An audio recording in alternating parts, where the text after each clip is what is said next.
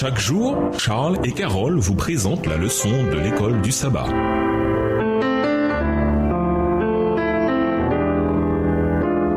Bienvenue à votre émission Dieu nous parle. Nous allons à la leçon de lundi, la source de l'unité. Réfléchissez. Paul insiste lourdement sur l'unité dans Philippiens 2, verset 2, quand il dit quasiment la même chose de 4 façons différentes. Remarquez également comment il met l'accent sur les pensées, les dispositions d'esprit et les émotions. Par exemple, le jeune homme riche prétendait avoir toujours observé la loi. Pourtant, en lui disant de vendre tout ce qu'il avait, de le donner aux pauvres et de le suivre, Jésus mit à l'épreuve son attachement aux choses du monde. Jésus a aussi déclaré que c'est ce qui vient du cœur ou de l'intelligence qui souille une personne, car c'est du cœur que viennent raisonnements mauvais, meurtre, adultère, inconduite sexuelle, vol, faux témoignage, calomnie, Matthieu 15, verset 19, et c'est de l'abondance du cœur que la bouche parle, Matthieu 12, verset 34. Lisons Philippiens 2, les versets 3 et 4. Quelles étapes concrètes Paul préconise-t-il pour atteindre l'unité dans l'Église? Philippiens 2, versets 3 et 4. Ne faites rien par esprit de parti ou par vaine gloire, mais que l'humilité vous fasse regarder les autres comme étant au-dessus de vous-même. Que chacun de vous, au lieu de considérer ses propres intérêts, considère aussi ceux des autres. Les paroles de Paul donnent une image d'humilité. Estimer les autres comme supérieurs à soi-même, rechercher les intérêts d'autrui plutôt que simplement les siens. Plus facile à dire qu'à faire, non? Mais il est important de garder ces principes en tête dans toutes nos interactions. Souvent, dans nos conversations, nous avons tendance à réfléchir à ce que nous allons dire, plutôt que d'écouter l'autre afin de le comprendre et d'essayer de voir les choses de son point de vue. Les querelles découlent souvent de simples malentendus que l'on pourrait éviter grâce à l'écoute active. Même si nous ne sommes pas d'accord, si l'on veut nourrir une communication et une confiance saine, la première étape est d'écouter et de chercher à comprendre le point de vue de l'autre. Paul parle de l'unité, produite par l'esprit, Ephésiens 4, verset 3, qui crée la paix qui nous lie les uns aux autres, Ephésiens 4, verset 3, version Bible français courant. Y a-t-il des querelles dans l'Église? Le Saint-Esprit peut calmer le jeu et favoriser l'unité en créant l'harmonie. Dans le même chapitre, Paul parle de l'unité de la foi et de la connaissance du Fils de Dieu, Ephésiens 4, verset 13. Les deux sont liés. Avoir la même foi, la même compréhension des Écritures qui découlent de la connaissance de Christ et de ses enseignements, c'est vital pour que l'unité l'emporte parmi nous. Quel genre de mort à soi-même nous conduirait là où nous pouvons estimer les autres comme supérieurs à nous? Comment apprendre à faire cela? Nos relations seraient-elles différentes si nous vivions tous ainsi? Au revoir. Et à demain si Dieu veut.